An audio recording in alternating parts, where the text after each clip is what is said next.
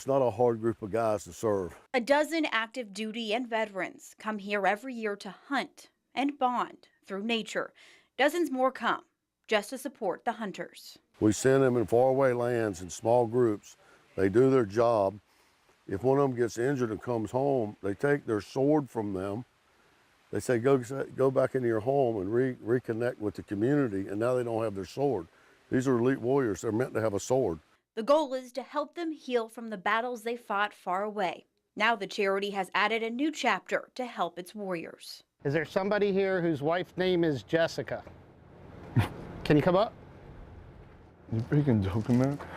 I was just floored, overcome with emotion. If you were over there filming it. This came from way out of left field. This was an uppercut. I wasn't ready for it, and it popped me. I have no idea. This dog right here is going to allow me to go to Disney World with my family. He'll go everywhere with me. I'll not leave him anywhere. He's going to be my new Ranger buddy. That was a recap of part one of my This Is Carolina special that aired last week about a local charity called SOW. It stands for Special Operations Wounded Warriors.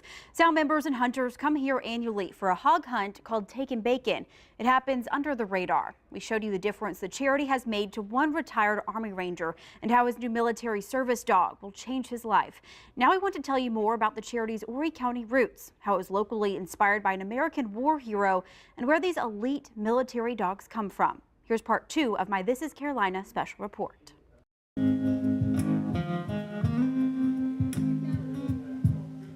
Tucked away on a golf course. You'll pour your heart into this thing. Sitting around the table. It'll get so big that we can change a lot of lives. Are people dedicated to saving our Special Forces veterans. You lose 22 of these guys a day, and that number rings in my head constantly. And this is a battle that it's going to take many of us to do. So. PTSD and military suicides are battles the SOW charity is fighting with a new weapon. And it was inspired by a chance encounter between local businessman and SOW board member Judd Kuhn and a veteran named Josh. I met a gentleman that was a double amputee Green Beret that was a dog handler at one of the events. He had a dog, a Malinois named Archie. Archie had titanium teeth. He was very impressive, very intense dog. Josh and I ended up having a relationship, and he and I decided we would start a dog program. A friendship blossomed, and so did a life-changing commitment. But our goal is let's not do 22 deaths a day. 22 guys taken, let's get it down to 18. Let's get it down to 14. Let's get it down to 12. I personally believe the experiences and these canines will lower that number. I really believe that in all my heart. Just as quickly as the race to find an Archie for every veteran began, Josh's battle with PTSD came to an end. He became one of the 22. And I'm sorry.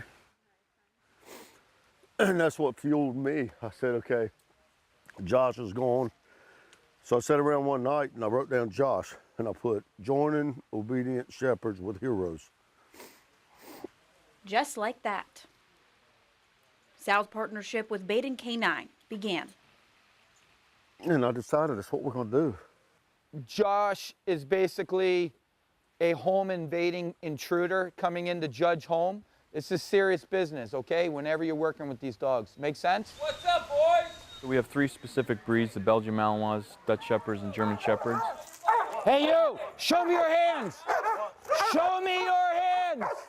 The great thing, one of the best things about having a battle dog, a military working dog, or a dog like this, good take, is that it actually forces you to resharpen. He must become sharp and remain sharp in his awareness of his environment and how he communicates and moves in his environment, or the dogs are going to control everything. Turn and face the wall now, or you'll continue being bit. After 17 years of military and special operations service, hands on the wall! Kevin Whitenet is now a military contractor who uses his dog Callie as an example of what Baden K9 is doing for SOW. A typical day with Callie is a day of training. Leave. In preparation for operations. So the operation could be this, coming here to SOW to hang out with operators, do some demos. Judd, call 911.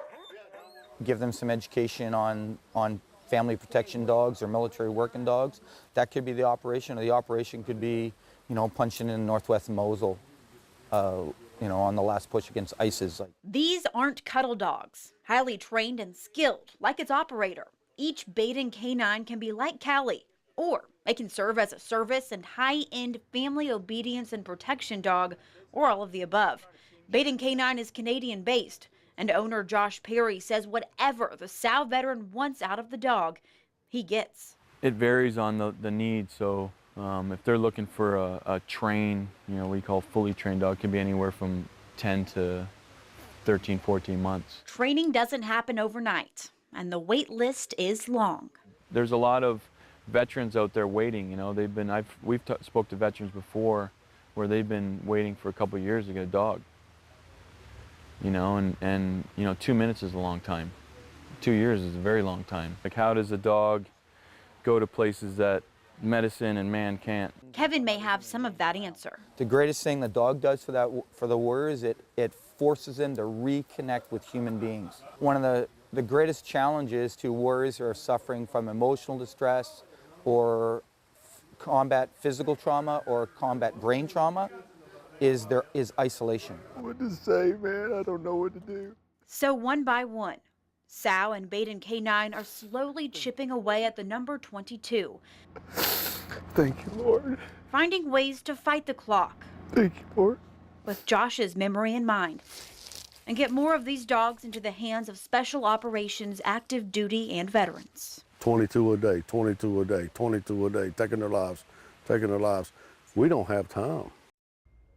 WNBF video journalist Michael Walter and I are honored to have been able to share that story with you. The goal is for SAO to keep growing its partnerships to be able to integrate more of the dogs into veterans' lives and make a difference. This was part 2 of a 2-part series. Judd Kuhn called me the other day to say part 1 was sent to President Trump. We're waiting to get a call back from him. And the dog food company, Blue Buffalo, has reached out to SAO, offering free dog food for a year to the veterans who get these dogs. Now, if you want to see more of this story, or if you missed part 1 that aired last week, all you have to do is go to WNBFnews.com. You can find this story on our homepage or in the This is Carolina section under the local tab. You can watch both stories there now. You can also